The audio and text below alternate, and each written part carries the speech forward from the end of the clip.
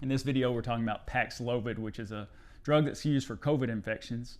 It's actually two drugs, nirmatrelvir and ritonavir, and together those make up Paxlovid. So nirmatrelvir is a protease inhibitor.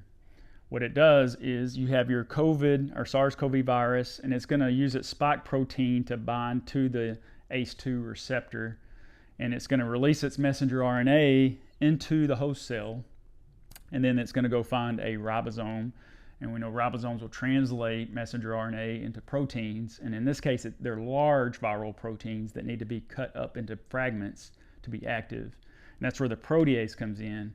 It cuts them into fragments, and then those fragments are used to replicate. In fact, one of the enzymes of these fragments is called replicase. It will replicate the proteins and allow them to go infect other cells.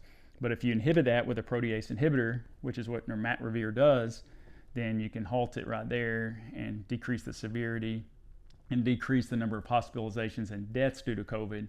In fact, a Pfizer trial found that there was an 89% reduction in COVID-related deaths and hospitalizations in the group that took Paxlovid versus the group that just took a placebo. In fact, they cut the trial, the phase 3 trial, early because they had already met the endpoints, and it was unethical for the group to continue in the control group without Paxlovid.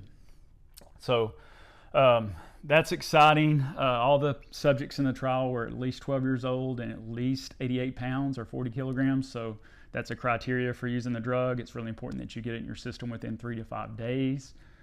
It's taken twice a day, and it comes in, each time you take a dose, it's 3 pills.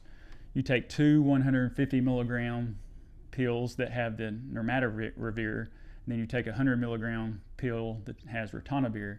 What ritonavir does is it prevents the breakdown of this active drug. So nirmatrelvir gets broken down real fast by our P450 enzymes of our liver that breaks down some medications.